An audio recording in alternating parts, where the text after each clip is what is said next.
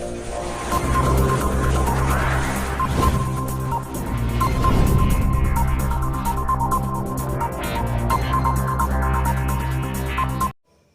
दोस्तों, RP education classes में एक बार आपका पुनः स्वागत है।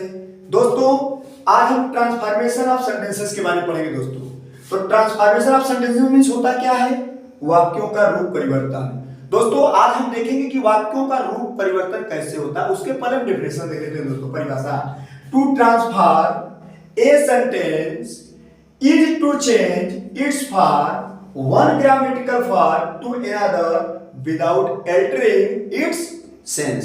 दोस्तों, किसी वाक्य के एक रूप को बिना अर्थ में परिवर्तन किए दूसरे वाक्य में बदलना ट्रांसफॉर्मेशन कहलाता है। दोस्तों, हम वाक्य को बदलेंगे लेकिन उसके अर्थ में बदलाव नहीं होना चाहिए।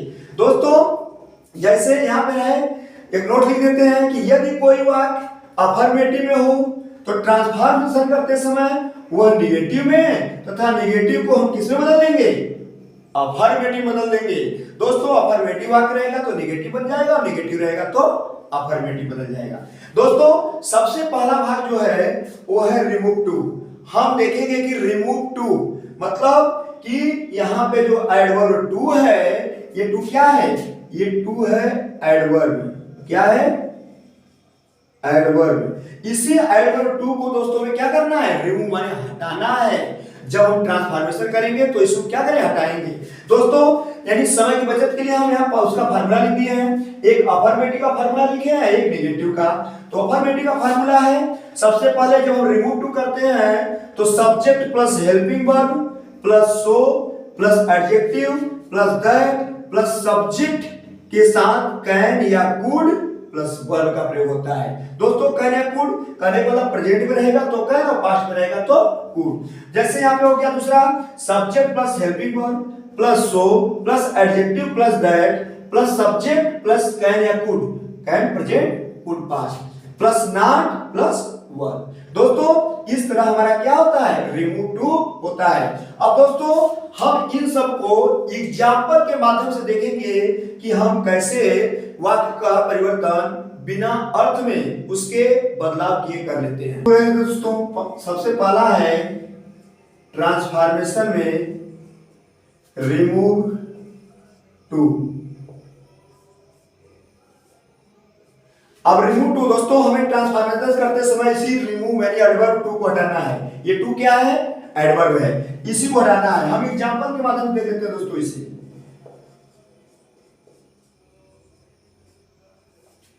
एग्जांपल के माध्यम से, जैसे Ram is too fast to run. दोस्तों, कहा है कि Ram is too fast to run. अब राम दौड़ने के लिए बहुत तेज है, अत्यधिक तेज है। तो दोस्तों, हम ट्रांसफॉर्म करेंगे इसको हम ट्रांसफर, इसका मतलब परिवर्तन करेंगे। तो परिवर्तन क्या होगा? हो जाएगा राम इज। दोस्तों, उसके बाद टू है, अब इसी टू को तो हटाना है। तो टू के स्थान पे क्या है? फॉर्मूला क्या बताया गया है? टू के स्थान पे हो जाएगा सो, उसके बाद फिर बताया एडजेक्टिव यानी राम इज सो फास्ट। इसके बाद क्या होगा? दैट। अब ये हमारा सब्जेक्ट क्या है? राम। अब इस सब्जेक्ट को ले लेंगे यहां पे तो हो जाएगा ही। उसके बाद कहा गया कि प्रेजेंट टेंस होगा तो कैन का प्रयोग होगा और पास्ट टेंस होगा तो कुड का प्रयोग होगा। लेकिन दोस्तों, उसके पहले नोट में मैं लिखवाया हूं कि अगर वाक्य अफर्मेटिव होगा तो निगेटिव बदल जाएगा और निगेटिव होगा तो अफर्मेटिव। दोस्तों, ये अफर्मेटिव है तो यहां पर क्या हो जाएगा? कैन नॉट, यानी ये निगेटिव हो गया नॉट। उसके बाद क्या होगा दोस्तों? वाक्य यानी राम इज सो, राम इतना तेज है दैट की he can not walk, sorry run है, ही कैन नॉट रन, वह दौड़ नहीं सकता। दोस्तों, अब क्या है? अब दौड़ नहीं सकता मतलब क्या है? वह दौड़ सकता है। दोस्तों, अब ये क्या हो गया? अब इसी को हम एक निगेटिव में चेंज कर लेते हैं। जैसे he is too weak, he is too weak not to stand। कहा है कि he is too weak not to stand, वह इतना कमजोर है कि वह खड़ा नहीं हो सकता। अब हम ट्रांसफॉर्मेशन कर लेते हैं दोस्तों। ट्रांसफॉर्मेशन, इसका हम ट्रांसफॉर्म करेंगे तो हो जाएगा ही इज, उसके बाद ही इज, अब टू को हटाएंगे तो हो जाएगा सो, उसके बाद adjective weak, he is so weak, उसके बाद ये निगेटिव है दोस्तों। अब यहां पर इसको हम दैट लगा देते हैं, यानी सो दैट, अब दैट हो गया। अब ये निगेटिव है तो क्या बनेगा, अफर्मेटिव। कर्ता हमारा क्या है, ही, उसके बाद क्या हो जाएगा, कैन, उसके बाद स्टैंड। देखिए दोस्तों यहां निगेटिव था, ये क्या हो गया, अफर्मेटिव हो गया, और यहां अफर्मेटिव था, ये क्या हो गया, नेगेटिव हो गया है। दोस्तों इस तरह हम क्या करते हैं, ट्रांसफॉर्मेशन करते हैं। दोस्तों I am too busy to attend the marriage party. कहा है कि I am too busy to attend the marriage party, यानी बारात अटेंड करने में क्या हूं, बहुत व्यस्त हूं। दोस्तों मतलब मैं इतना व्यस्त हूं कि मैं बारात नहीं अटेंड कर सकता, बारात में नहीं जा सकता। तो दोस्तों हम ट्रांसफॉर्म कर लेते हैं, इसका ट्रांसफॉर्मेशन कर लेते हैं तो हो जाएगा आई एम। यहां दोस्तों एम आ गया, अब रिमूव टू करना, हमें टू ही तो हटाना है, तो क्या हो जाएगा, सो हो जाएगा। अब एडजेक्टिव के बाद दैट हो जाएगा, हो गया। यानी I am so busy that, यानी जब रिमूव टू को हटाते हैं तो एडजेक्टिव के पहले सो लगाते हैं और एडजेक्टिव के बाद दैट लगाते हैं। उसके बाद यहां पर क्या करता है, आई है, ये प्रेजेंट में है तो यहाँ क्या हो जाएगा, कैन हो जाएगा। चूंकि ये अफर्मेटिव है इसलिए यहाँ क्या हो जाएगा, नॉट हो जाएगा, नेगेटिव बन जाएगा। तो I can not attend marriage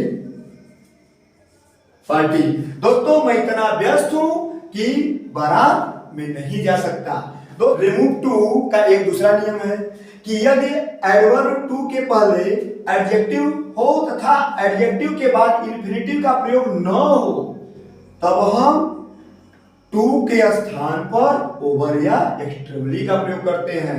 दोस्तों हमें टू को हटाना है, लेकिन ध्यान रहे कि एडवर्ब टू एडजेक्टिव के पहले आएगा और एडजेक्टिव के बाद अगर इंफिनिटिव नहीं रहेगा तब हम क्या करेंगे, ओवर या एक्सट्रीमली का प्रयोग करेंगे। एग्जांपल देख लेते हैं दोस्तों। Example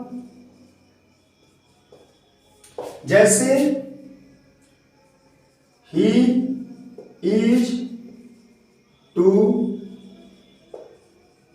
curious, he is too curious for press. देखिए दोस्तों कहा है कि वह प्रशंसा के लिए उत्सुक है। हम ट्रांसफॉर्म कर लेते हैं दोस्तों। ट्रांसफॉर्म करेंगे तो क्या हो जाएगा, कहा है कि ही इज। अब कहा है कि एडवर्ब अगर इंफिनिटी का प्रयोग ना हो, देखिए दोस्तों ये हमारा क्या एडजेक्टिव है, एडजेक्टिव के पश्चात इंफिनिटी का प्रयोग नहीं है, इसका मतलब एडवर्ब टू को हम क्या करेंगे, ओवर में बदल देंगे, over. He is over curious for praise, वह प्रशंसा के लिए अत्यधिक उत्सुक है। दोस्तों हम एक एग्जांपल और दे लेते हैं।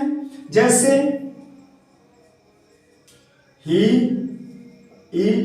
सी is too eager, he is too eager for praise, यानी वह प्रशंसा के लिए अधिक उत्सुक, यानी क्यूरियस माने भी उत्सुक, ईगर माने भी क्या होता, उत्सुक। दोस्तों हम क्या करेंगे, हम यहां पर टू है, चूंकि इंफिनिटी का प्रयोग नहीं है तो हम इसी के स्थान में क्या कर लेंगे, ओवर का प्रयोग कर लेंगे, तो हो जाएगा he is over eager for fresh. दोस्तों इस तरह हमारा यानी रिमूव टू का प्रयोग हो जाएगा। दोस्तों रिमूव टू के लिए एक नियम और देख लेते हैं। तीसरा नियम देख लेते हैं दोस्तों, यदि वाक्य का कर्ता निर्जीव या बेजानदार हो तो वाक्य में आए हुए वाक्यांश फॉर मी को आई, फॉर हिम को ही, फॉर हर को सी, फॉर अस को वी, फॉर यू को यू तथा फॉर देम को दे में बदल देते हैं। दोस्तों नियम वही रहेगा, अफर्मेटिव को निगेटिव और निगेटिव को अफर्मेटिव। एग्जांपल से देख लेते हैं दोस्तों, एग्जांपल के माध्यम से देख लेते हैं। जैसे the tree is too high for me to climb. दोस्तों कहा है कि पेड़ यानी मेरे चढ़ने के लिए क्या है, अत्यधिक ऊंचा है। तो हम इसका ट्रांसफॉर्म कर लेते हैं दोस्तों, ट्रांसफॉर्म कर लेंगे तो क्या होगा, हो जाएगा द ट्री इज। अब यहां टू है तो टू क्या हो जाएगा दोस्तों, सो का प्रयोग हो जाएगा, यानी एडजेक्टिव को पहले सो उसके बाद एडजेक्टिव हाई। अब क्या कर लेंगे, दैट हो जाएगा the tree is so high that. उसके बाद दोस्तों अब हम इसके अकॉर्डिंग हम करता नहीं लगाएंगे, यहां पर फार्मी का प्रयोग कहा है कि फार्मी को आई बदलते हैं, तो यहां हो जाएगा आई। अब चूंकि ये प्रेजेंट टेंस है तो यहां क्या हो जाएगा, कैन। ये अफर्मेटिव है तो यहां हो जाएगा नॉट क्लाइंब। दोस्तों इस तरह हमारा क्या होगा, यानी ट्रांसफॉर्मेशन बन जाएगा। दोस्तों एक वाक्य और देख लेते हैं। The wood was too hard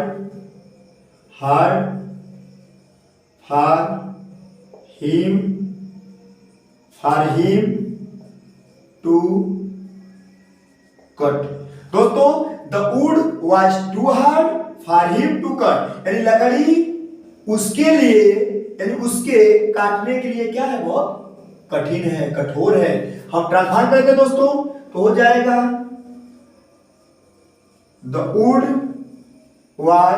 अब यहां टू है तो उसके स्थान पे सो, उसके बाद एडजेक्टिव। अब एडजेक्टिव के बाद क्या हो जाएगा, दैट। उसके बाद क्या, फॉर हिम, यहां पे हो जाएगा ही, फॉर हिम ही। अब दोस्तों ये पास्ट है तो यहां क्या हो जाएगा, कुड हो जाएगा, यानी कुड। उसके बाद क्या होगा, निगेटिव, यानी अफर्मेटिव तो निगेटिव, नॉट कट। इस तरह हमारा ट्रांसफॉर्मेशन बन जाएगा दोस्तों अब एक और नियम देख लेते हैं। यदि वाक्य पैसिव वॉइस में हो तो ट्रांसफॉर्म करते समय उसे पैसिव वॉइस में रहने देते हैं। दोस्तों अगर एक्टिव वॉइस में है तो एक्टिव वॉइस में रहने देंगे, पैसिव वॉइस है तो पैसिव वॉइस में। एग्जांपल देख लेते हैं इसका, एग्जांपल देख लेते हैं। जैसे the house is too costly, the house is too costly to be purchased। दोस्तों देखिए यहां कहा है the house is to costly, यहां पे एडवर्ब टू आ गया, यहां पे इन्फिनिटिव, लेकिन यहां पर देखिए क्रिया तीसरे रूप में आ गया है, बी के साथ क्रिया, इसका मतलब पैसिव वॉइस हो गया। तो हम ट्रांसफॉर्मेशन करेंगे दोस्तों, इसका ट्रांसफॉर्म करेंगे तो हो जाएगा the house is so costly that. उसका दोस्तों यहां पे करता क्या हो जाएगा, इट। अब ये प्रेजेंट है तो हो जाएगा कैन नॉट, ये अफर्मेटिव तो निगेटिव हो जाएगा, बी परचेज्ड, यानी ये पैसिव वॉइस है तो पैसिव वॉइस में ही रहने दीजिए। इस तरह दोस्तों हमारा हम यहाँ पे कुछ एक्सरसाइज छोड़ रहे हैं आप लोगों के लिए, यानी यहाँ पे 5 सेंटेंस दे दिया हो दोस्तों। हमें क्या करना है, रिमूव टू करना है, और इसका हमें आंसर क्या करना है आप लोग कमेंट। दोस्तों अगर वीडियो पसंद आए तो लाइक करिएगा, शेयर करिएगा।